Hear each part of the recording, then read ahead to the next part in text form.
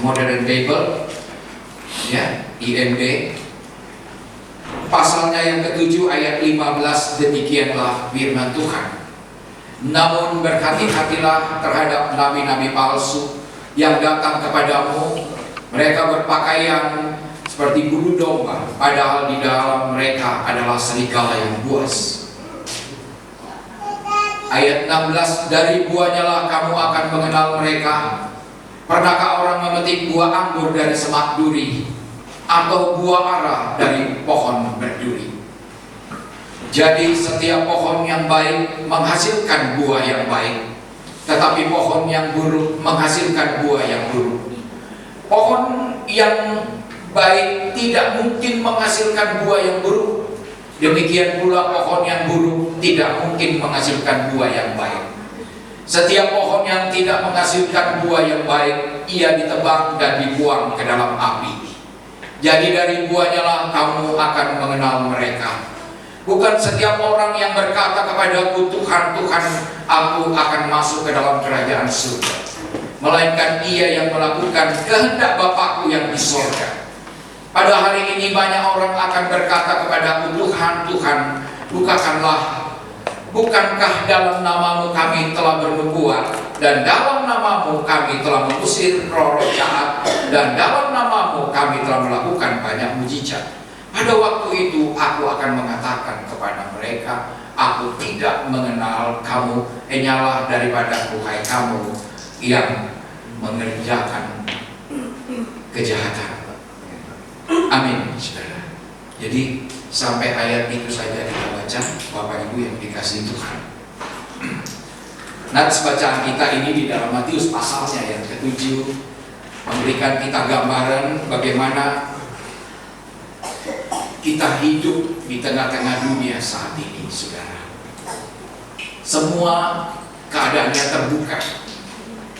Dunia sedang berkembang begitu cepat, dan semua orang ingin mengambil sikap, baik dalam pelayanan, baik di dalam kehidupannya.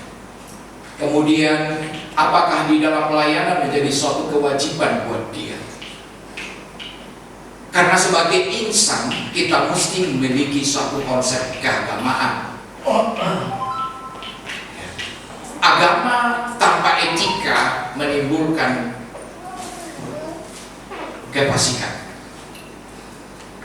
Ingat, agama tanpa etika menimbulkan kefasikan, dan etika tanpa agama menimbulkan kemunafikan. Itulah sebabnya orang berbondong-bondong mau mengambil sikap, baik di tengah-tengah pekerjaan dia ingin mengasihi dan melayani Tuhan. Tak heran jikalau kita melihat semua orang ingin tampil di muka umum dan ingin memperlihatkan bahwa dia juga mengasihi dan melayani Tuhan. Di tengah-tengah dunia saat ini, tetapi Yesua berkata juga di dalam Matius-nya yang pasalnya yang ke-7, dia berbicara mengatakan bahwa proseta tous prosedo profilos,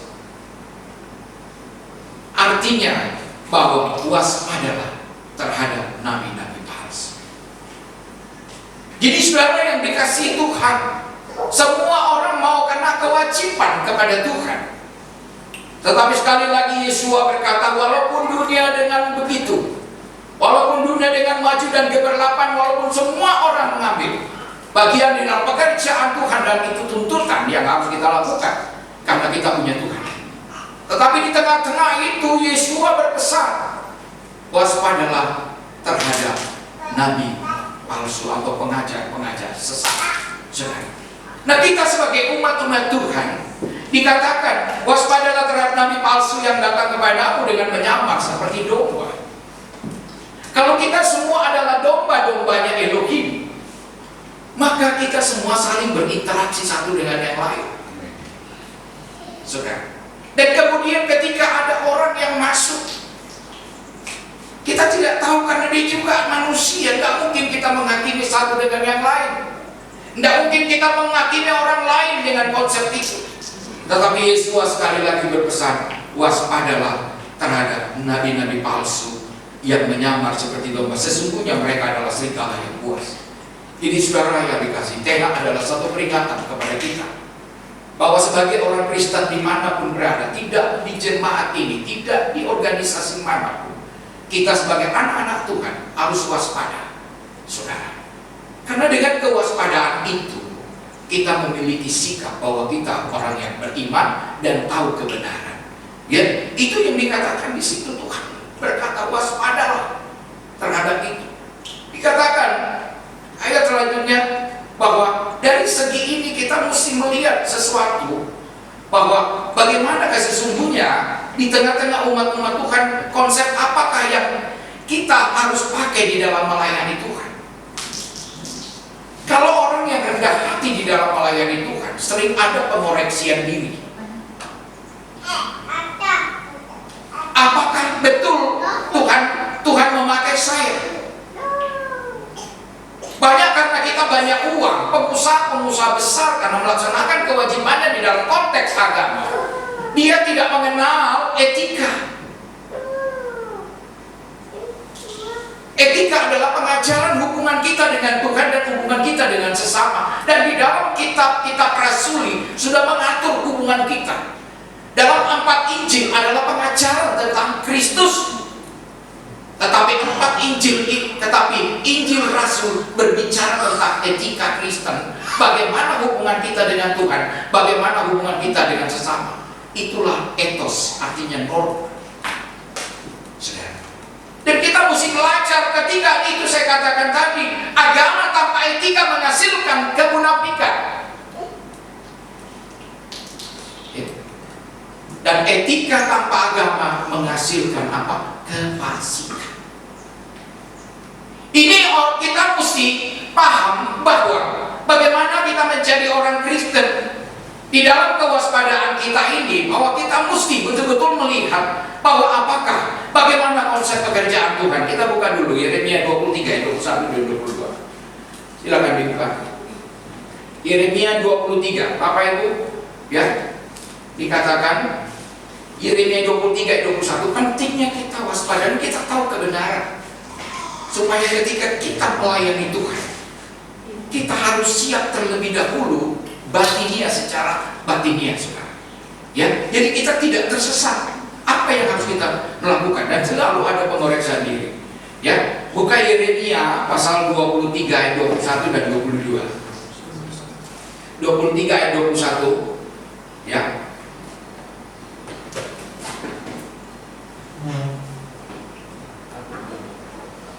Yeremia, perhatikan baik-baik. Ini nubuat.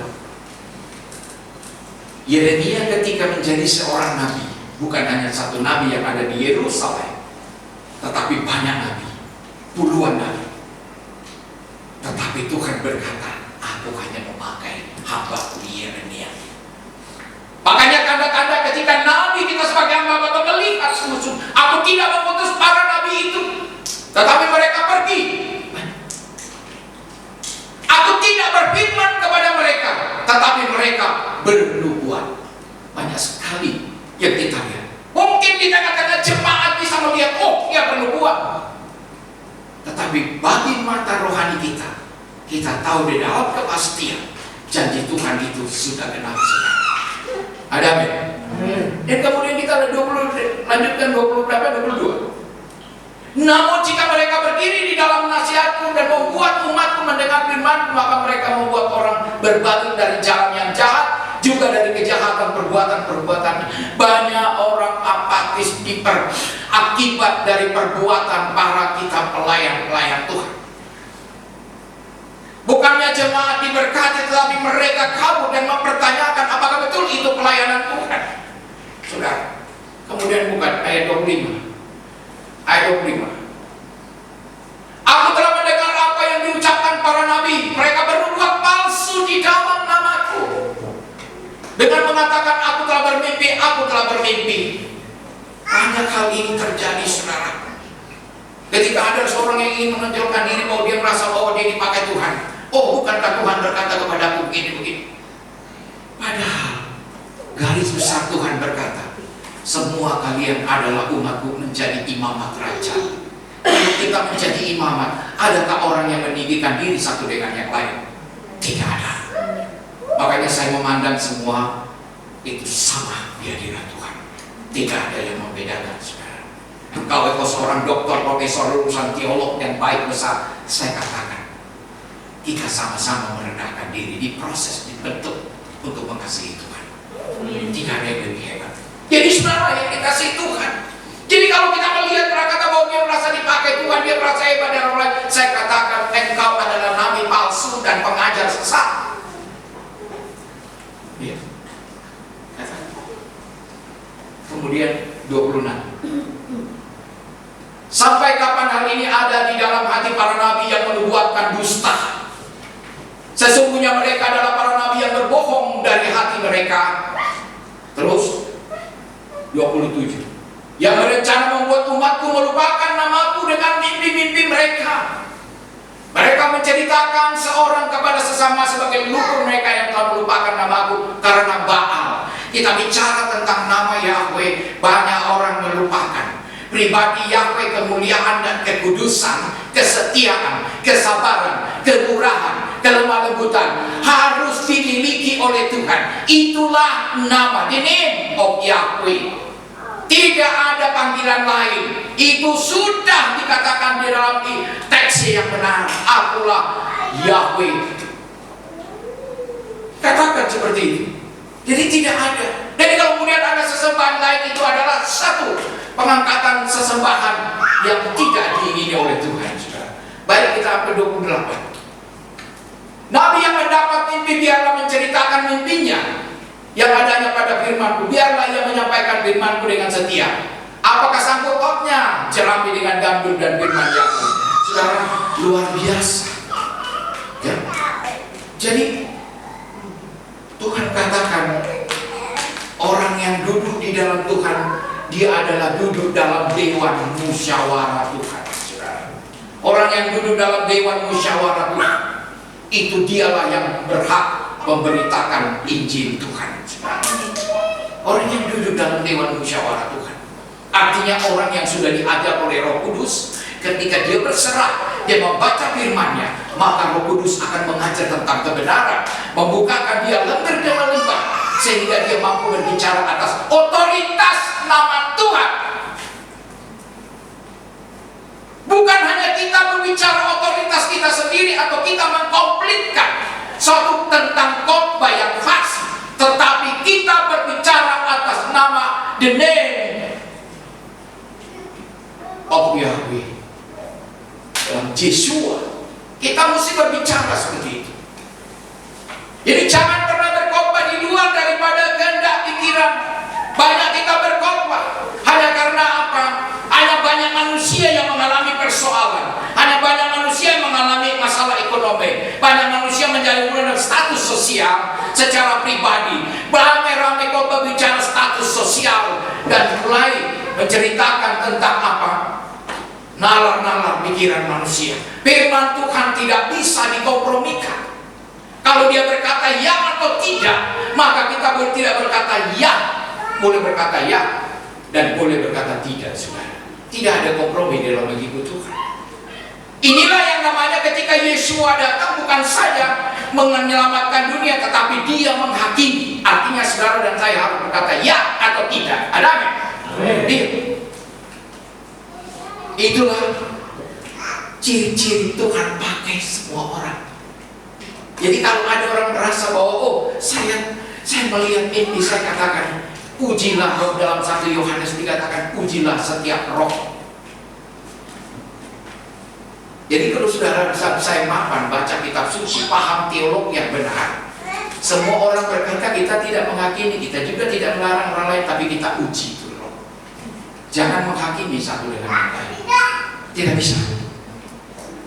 Jadi ketika Tuhan memproses kita menjadi seorang yang rendah hati, ya. Tuhan ingin memanggil dalam Setanya 3 ayat 12, ya. Tuhan memanggil orang menjadi rendah hati. Jadi semua cakupan yang ada di dalam nubuat itu belum terjadi, tetapi akan terjadi. Jadi kita mesti pilih kitab suci. Ketika Bapak Ibu membaca para nabi, Yehezkiel bernubuat tentang hanya diperuntukkan kepada Israel. dan dia bernubuat dan dia berbicara tentang Israel. Tetapi Yeremia dan Yesaya diperuntukkan buat bangsa-bangsa. Oleh sebab itu saudara dan saya bisa berkaca apa yang disampaikan Yeremia untuk bangsa-bangsa, maka dia bernubuat di sini. Artinya itu yang akan terjadi. Jadi kita mesti kritis melihat kitab suci kita. Apakah ini sudah terjadi? Apa ini belum? Dan biarkan kitab itu menjawab dirinya sendiri. Ini yang sebenarnya konsep atau dalam konsep teologi. Jangan exegese, mengambil pemahaman dari luar kemudian dimasukkan. Ingat, ada filsafat teolog, ada filsafat etika. Kalau di Jerman filsafat etika itu paling banyak berpengaruh Immanuel Kant. Tapi kalau di Asia selalu kita lebih condong pada filsafat teolog. Itu teolog yang berdasar pada dogmatika. Saudara, itu yang ingin kita sampaikan di dalam bagaimana mengasihi dan melayani Tuhan. Mungkin banyak orang hamba-hamba Tuhan muncul, tetapi Tuhan katakan ini kita bicara tentang seorang hamba harus diproses, harus dibentuk. Bertahun-tahun kita melayani Tuhan hanya karena kita ingin setia, tidak melakukan pemberontakan yang keras. Saudara, kita mesti sabar sehingga sukacita kita jelas arah dan tujuan kita. Ada banyak orang ketika orang Kristen tidak tahu, mereka penuh dengan ketakutan. Jangan-jangan malam ini aku mati. Bagaimana dengan besok? Jangan-jangan aku ini, jangan-jangan aku. Jangan kita pernah dihantui. Seorang hamba Tuhan tidak boleh dihantui pemikiran seperti itu. Harus kokoh jelas imanku kepada Tuhan Yesus. Janjinya jelas, yang sudah menguatkan, mengubahkan hidup kita. Jadi jalan menjalani hidup itu tinggal sukacita kita. Tuhan berkata, anakku bekerja. Ya Tuhan baik, saya bekerja, berarti saya mesti bawa tas keliling penginjilan. Saya harus bekerja, itu Tuhan. Orang bertanya, Pak Budiman, makanmu bagaimana? Urusannya Tuhan. Kalau saya mau kalkulasi makanku di mana, makanku bagaimana, saya nggak akan pernah bisa melayani Tuhan. Jadi saudara, iman kita di tengah-tengah dunia yang bicara tentang psikologi humanisme, bicara tentang psikologi, behavioral psikologi, tingkah laku dan lain sebagainya. Banyak manusia seperti itu. Kita diagung-agungkan oleh pengetahuan. Makanya Yesus berkata, jangan kita harus menaklukkan filsafat apapun, menaklukkan di bawah kaki Kristus. Ya. Jadi kita mesti paham saudara, bahwa dalam Sekmanya 3:12 Tuhan katakan, hendaklah engkau rendah hati satu dengan yang lain. Tapi untuk mencapai kerendahan hati sebagai seorang hamba Tuhan butuh proses panjang, butuh pembentukan karakter yang utuh, butuh kerja keras, harus dibayar mahal. Waktu kita baca kitab suci, nggak usah dulu banyak kegiatan di luar. Waktu saya melayani Tuhan pertama-tama, sekeliling saya teman hamba-hamba Tuhan. Setiap saya baca firman Tuhan satu harian di rumah, Pak Budiman, nggak mau ikut ke pelayanan ke penjara? Terima kasih, Bapak jalan saja. Nanti saatnya saya akan melayani. Bertahun-tahun saya hanya di kamar saudara, menelisik apakah ini besar firman Tuhan. Karena saya mau melayani yang maha tinggi. Kalau saya melayani yang maha tinggi, aku harus berbicara dengan dia, dan biarlah dia yang mengajar aku. Amin. Kalau dia bukan yang maha tinggi, untuk apa aku layani? Jadi setiap hamba Tuhan, Pak Budiman, mari kita Natalan bersama. Silakan jalan. Terima kasih, aku juga nanti akan ikut. Saya senangnya di rumah saja mendalami kebenaran itu, saudara. Dan Tuhan perlihatkan terlalu banyak untuk itu. Jadi saudara yang dikasihi Tuhan, itulah bagaimana dikatakan Yesua berkata, hati-hatilah terhadap nabi palsu yang dengan menyamar seperti domba dia akan lompat pagar. Artinya dia mau apa? Instan. Dia coba-coba kumpul dengan hamba-hamba Tuhan, domba-domba itu. Tapi tapi dia sebenarnya isinya keropos. Makanya kalau orang teruji di dalam Tuhan, dia selalu haleluya, selalu mau difitnah pun, mau dikata-katain pun, dia cuma bilang terima kasih Tuhan memberkati kamu. Dan Tuhan berperang untuk kita sekarang. Saya pastikan Tuhan berperang untuk kita. Ya, pengalaman di dalam pelayanan, orang mempermalukan dia sendiri, dipermalukan dirinya. Ya, saya katakan Tuhan, Engkau adil. Dia mempermalukan kita. Tuhan, Engkau sendiri berbicara kepada. Jadi saudara, dia menyamar, tetapi sesungguhnya mereka adalah serigala yang buas. Kenapa di dalam gereja banyak perpecahan? Yaitu lagi ketika kitab Wahyu bicara antara Philadelphia dengan Laodikia. Jemaat Philadelphia rendah hati, masuk di Laodikia, di situ orang jemaat yang notabene dibungkus oleh domba, tapi sebenarnya adalah serigala. Makanya jemaat di Wahyu pasal, engkau sebenarnya miskin, belilah emas daripadaku. Saudara, artinya bahwa kita perlu mengoreksi diri dalam melayani Tuhan.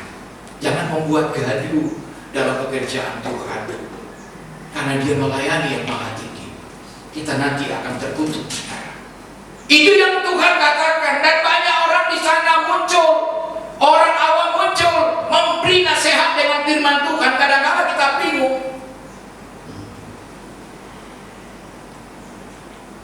Ya. Waspadalah terhadap nabi-nabi palsu yang datang. Makanya seluruh saya katakan di dalam ini, seluruh hamba Tuhan harus koreksi diri. Apakah kita nabi palsu atau kita nabi benaran dari Tuhan?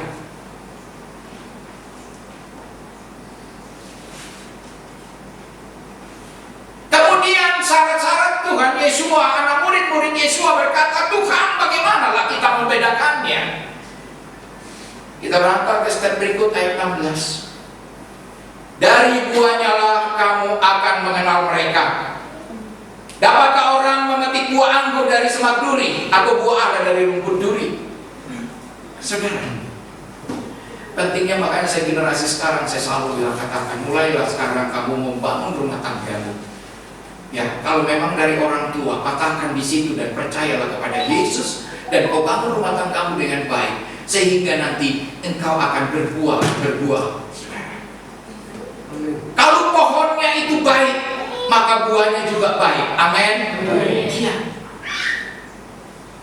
Banyak dari kita ngoceh di hadapan hadirat Tuhan, tetapi kita tidak mampu membina rumah tangga kita. Makanya Yesua kembali lagi berkata, beritakanlah Injil mulai dari dalam dirimu dulu, atau dari Yerusalem, Samaria, sampai ke ujung bumi. Artinya dalam pribadimu dulu mendapatkan kebenaran itu.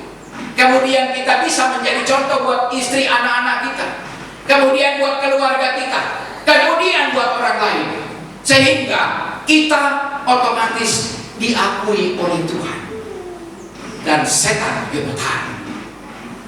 Itu yang Tuhan buahnya lah kamu mengenal mereka. Ya. Kalau kita bicara tentang buah, makanya lah dikatakan arti buah yang baik itu adalah, selalu dikatakan itu di dalam teks aslinya itu kelodentro, dalam teks Yunani, buah. Jadi kemudian kita dibilang di dalam semak duri, fatos. Ya, kemudian dikatakan rumput duri, ya, dikatakan di situ gaidan rankato. Jadi di sini antara semak dan rumput juga ada satu perbedaan, saudara, yang kita paham. Yesua berkata, dari buahnya lah kamu akan mengenal mereka. Nah, dari sikap dan perbuatan kita, ketika kita betul-betul dipanggil Tuhan, maka Tuhan mempercayakan firman itu dan kita dibentuk. Sehingga apa? Buahnya akan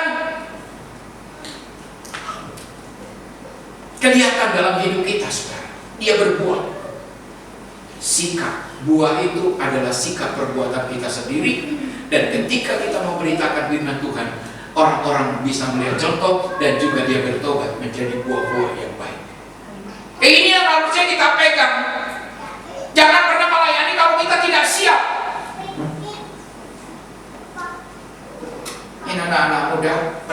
dirimu dengan matang. Karena kalian akan hadapi tantangan ke depan berbagai macam orang. Mungkin yang kalian hadapi di depan manusia setengah robot.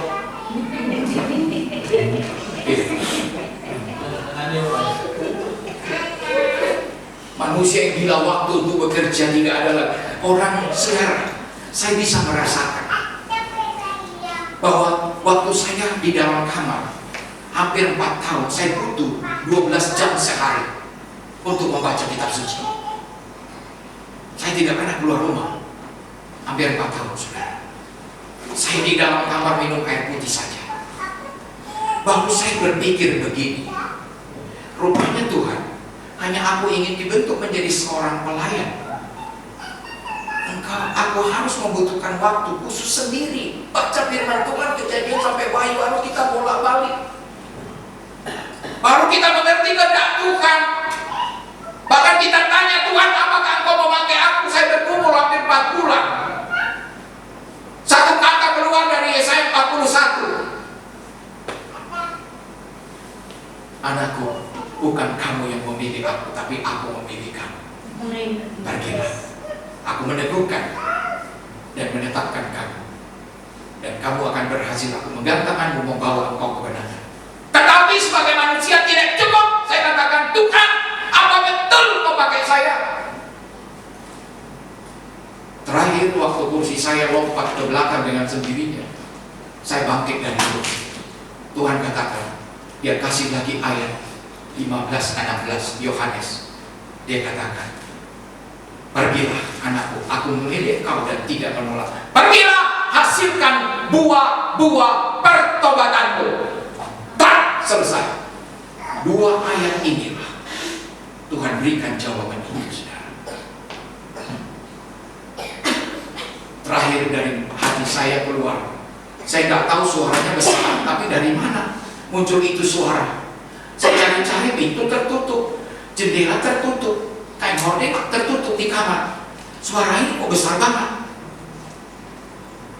Rupanya dari batinku sendiri suara itu. Hai anakku, suaranya menggelegar. Saya lompat kursi dulu, saya terlempar. Turun. Itu kan, ada apa ya? Suara dari mana tadi? Saya cari-cari di bawah meja, nggak ada siapa-siapa. Tahu-taunya dari batinku suara itu besar. Hai anakku, bukan kamu yang memilih aku yang memilih aku. Pergilah. Tapi tuntunan firman Tuhan saya baca itu suaranya besar sekali, saudara.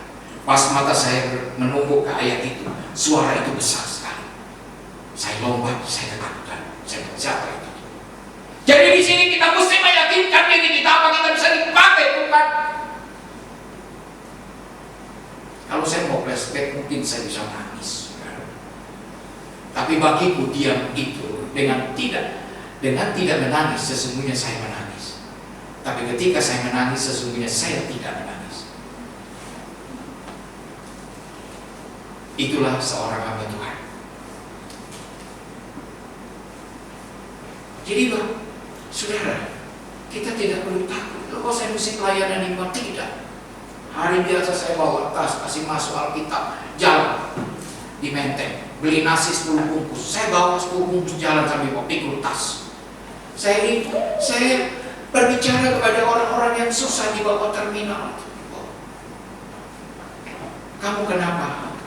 Makanya ketika orang itu bau tidak pernah mandi, tidak menjadi masalah buat saya.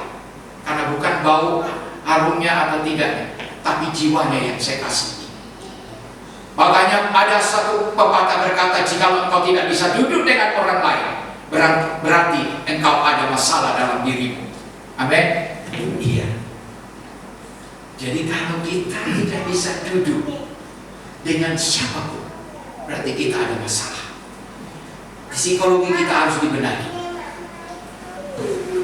Kalau kita rendah hati, kita melihat semua makhluk adalah ciptaannya Bapa Yahweh. Kita mengasihi mereka. Kasih tidak bisa memutuskan apapun. Oleh sebab itu, saudara, Tuhan katakan, ketika engkau terbentuk, Yesua berkata gampang, Ini perkataan sama dengan Pontius Pilatus berkata kepada Yesus, "Hai engkau raja orang Yahudi, apa itu kebenaran?" Yesus hanya berpaling dan memandangnya dan tidak berkata apa-apa. Kenapa? Ketika murid Yesus berkata, "Bagaimana saya bisa membedakan kata nabi palsu dengan nabi yang baik?" Yesus hanya berkata, "Dari buahnya lah kamu akan mengenal mereka." Kenapa di sini kita selalu menuntut suatu perubahan? Kita kerja keras kunjungi suami istri karena kita pengen tahu apa jadi masalah dalam rumah tangga, apa dan masalah psikologinya, apa masalah hidupnya. Karena targetnya bukan itu, targetnya kita membawa jemaat Tuhan di hadirat Tuhan dengan suami istri yang sukacita, yang bersyukur dan selalu memuliakan Tuhan. Amin. Itu target penggembalaan di ES Cibinong itu.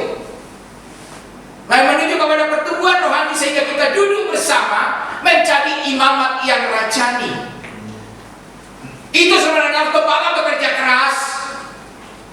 Saya katakan dimanapun gembala bekerja keras lah.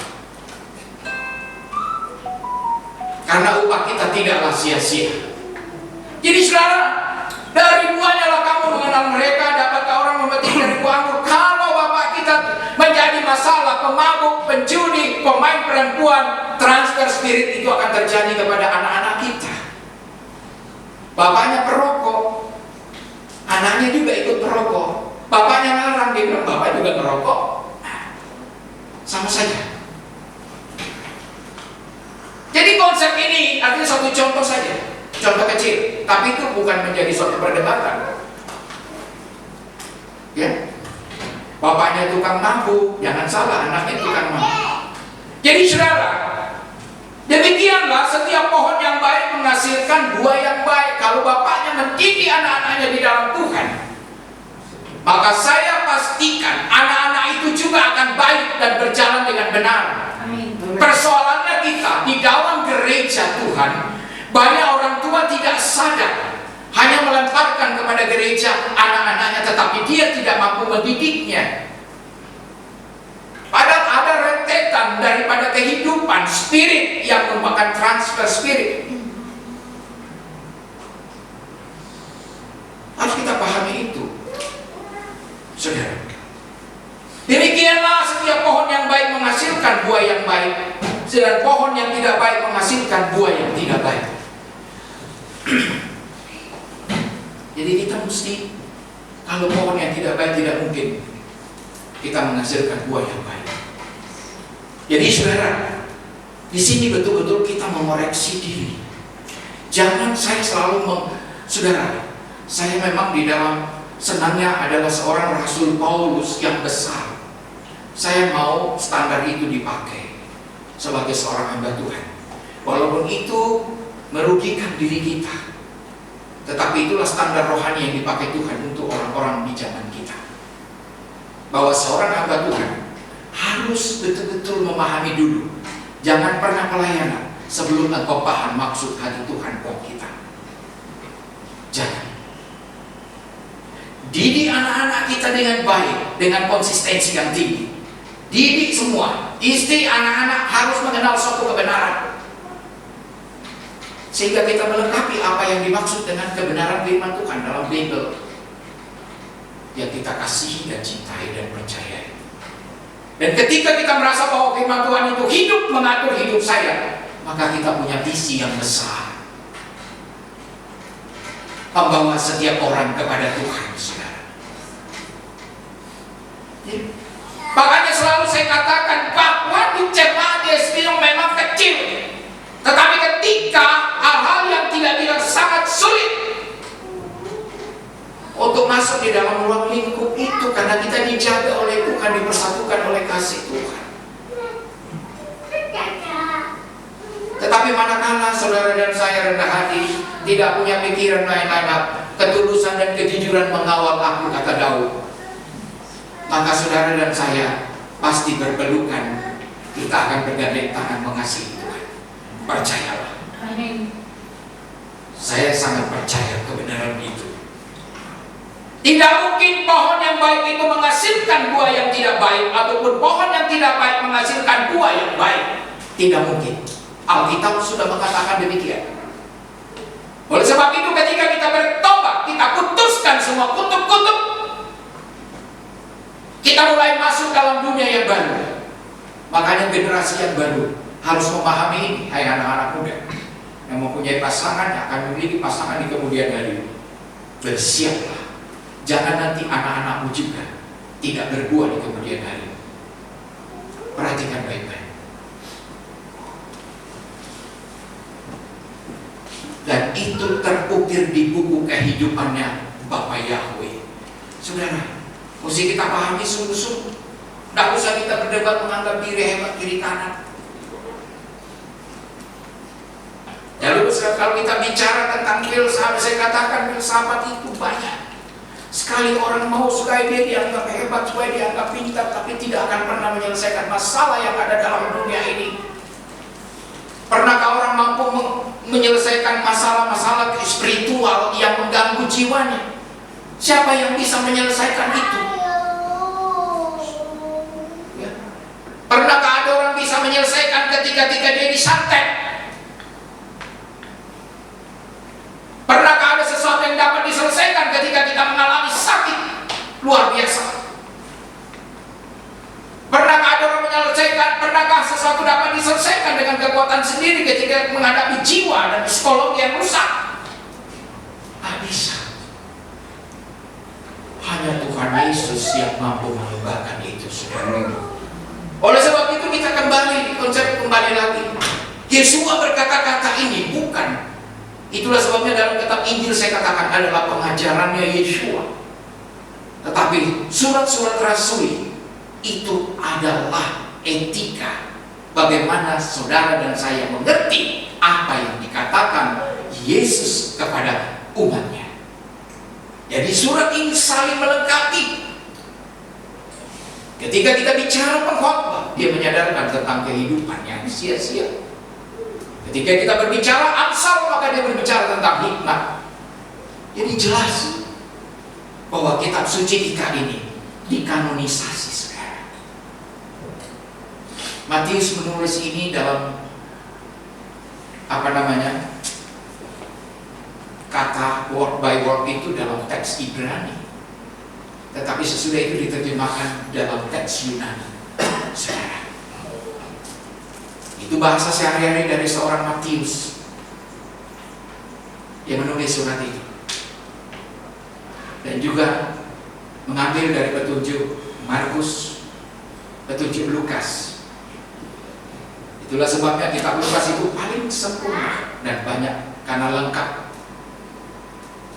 Jadi saudara, dikatakan tak mungkin pohon yang baik menghasilkan buah yang tidak baik. Jadi kalau orang tuanya mendidik anaknya dengan kerja keras, baik, maka pasti hasilnya baik sekarang. Ada amin? Iya.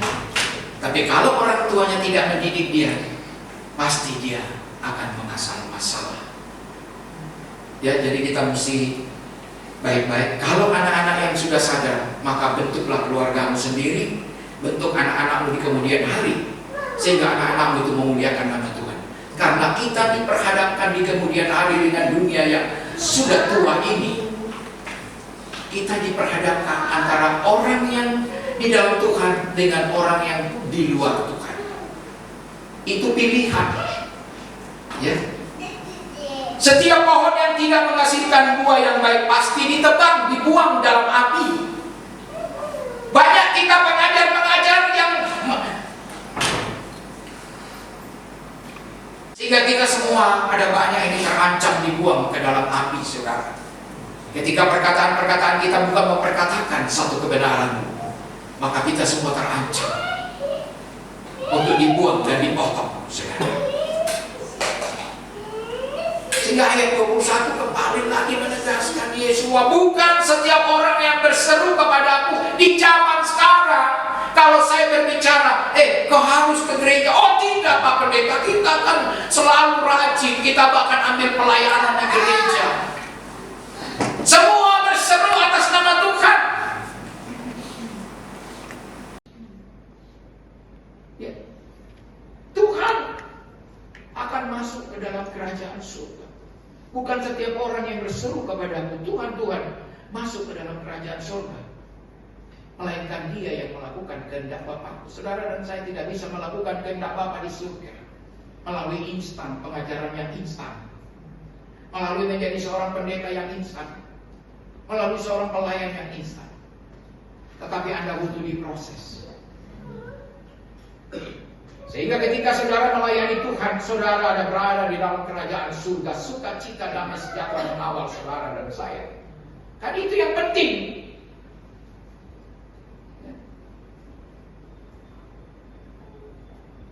Dia melakukan kehendak Bapakku. Dan dikatakan pada hari terakhir banyak orang berseru kepadaku, Tuhan, Tuhan, bukankah kami bernubuat demi namamu? Bukankah kami mengusir setan demi namamu? Bukankah kami mengadakan banyak mujizat demi namamu? Tetapi endingnya Tuhan berkata, nyala engkau hai pembuat kejahatan. Artinya bahwa ada banyak orang akan berseru, banyak mujizat diperlihatkan. Saya tidak tahu mujizat dari mana, dia belajar dari mana.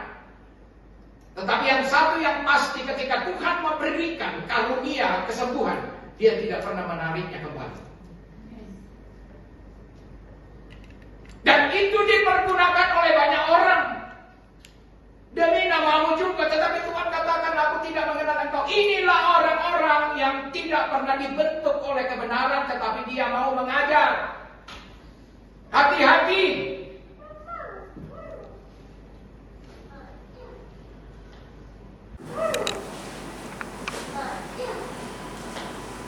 Banyak kita ditawarkan untuk ini, ada ini dan lain sebagainya. Tapi saya katakan, bertahanlah. Ujilah dirimu sendiri. Apakah engkau dipakai Tuhan? Atau belum dipakai Tuhan? Atau akan dipakai Tuhan? Ya. Pada waktu itulah aku akan berterus terang kepada mereka. Aku tidak pernah mengenal kamu. Nyalah daripadaku.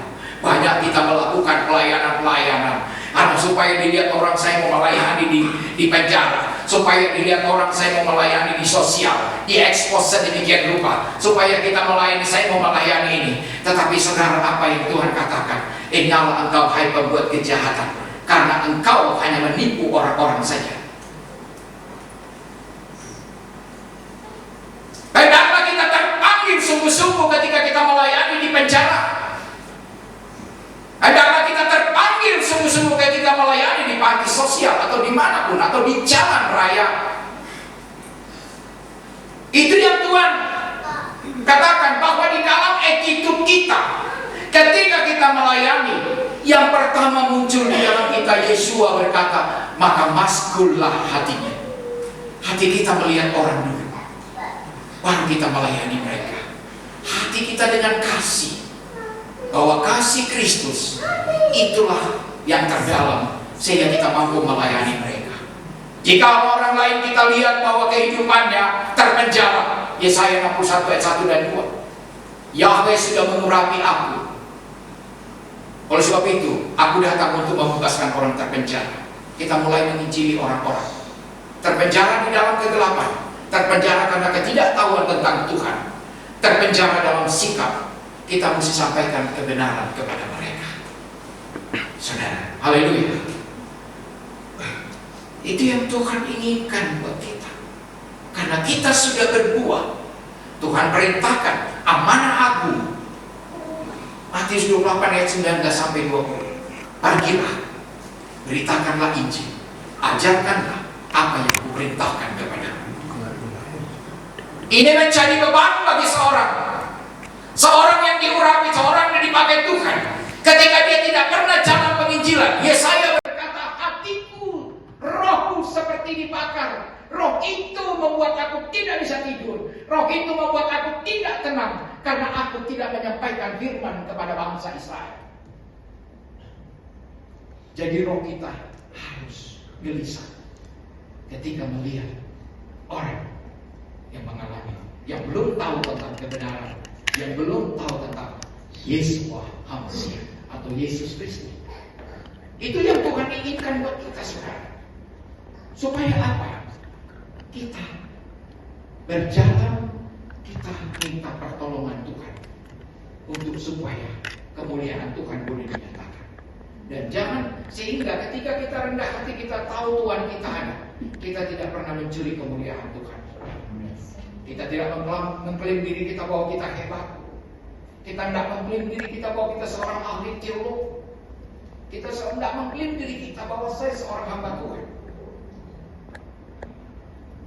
Jadi saudara yang dikasihi Tuhan, inilah pembelajaran kita hari ini, bahwa hati-hatilah kepada pengajar-pengajar yang sesat. Banyak hamba Tuhan, banyak kita jemaat Tuhan mengalami stagnasi bermasalah karena kita sendiri hamba Tuhan tidak memperlihatkan bahwa kita seorang yang dipakai Tuhan yang sungguh-sungguh. Ya, itulah sebabnya ketika kita mengikut Tuhan, kita harus meninggalkan sungguh-sungguh keinginan, hati pikiran kita, kerinduan kepada ikatan duniawi ini harus bebas sungguh-sungguh, sehingga kita mampu menjabarkan apa kehendak Tuhan dalam hidup kita. Bahkan istri kita pun firman Tuhan katakan, hendaklah kau seolah-olah tidak memiliki istri. Artinya bahwa ada satu pemahaman bahwa ketika kita mengasihi Tuhan, Tuhan yang terlebih dahulu yang harus kita layani, bukan siapa-siapa. Amin. Sehingga saudara, di dunia sekarang ini kita tidak ragu untuk melangkah dengan iman. Kenapa? Karena ada kitab suci yang sudah menuntun kita. Setiap kita melangkah, setiap kita berperilaku di dalam sesama, kita sudah tahu sikap kita. Jadi siapapun itu, kita tidak ragu bertemu dengan dia. Hai sahabatku, saudaraku, salam. Haleluya. Itu yang ingin saya sampaikan hari ini, bahwa berhati-hatilah jemaat Tuhan, khususnya Cibinong. Semua sudah terbuka lebar. Tetapi pengajaran-pengajaran harus, mungkin banyak orang bisa menyampaikan ini, tetapi apakah kehidupannya betul-betul sudah menjamin bahwa dia adalah orang yang betul-betul berbuah? Harus kita uji dulu setiap saat. Ada amin? Ya, saudara. Ya, jadi 3 pokok. Pertama, berhati-hatilah kepada nabi-nabi atau pengajar yang sesat. Dan perhatikan baik-baik bahwa setiap kita harus berbuah sehingga menjadi perhatian dari orang-orang. Jangan perlihatkan sikap kita. Jangan semak duri yang menghimpit kita, akhirnya firman Tuhan mati. Ya. Yang keempat, hati-hatilah, jangan mulut kita Tuhan, Tuhan. Tetapi dari kata itu tidak menghasilkan kasih yang sempurna, kasih Kristus yang sejati. Itu artinya kita membohongi. Kenapa? Dia memberi contoh ini, dia mengasihi Tuhan, dia melakukan mujizat, tapi orang ini tidak mampu melakukan mengasihi. Dia tidak sanggup mengasihi. Kasih Tuhan panjang sabar, kasih itu murah hati, kasih itu lemah lembut. Kita tidak mampu mengejawantahkannya. Kita hanya ingin dilihat bahwa saya dipakai Tuhan dengan mujizat-mujizat yang besar. Saya ingin dipakai Tuhan untuk seruan-seruan. Saya ingin dipakai Tuhan untuk worship. Saya ingin, tapi sesungguhnya orang ini kropos. Tuhan katakan, nyala engkau hari pembuat kejahatan. Haleluya. Amin. Ya, saya undang bangkit jemaat berdiri. Sampai di sini firman Tuhan.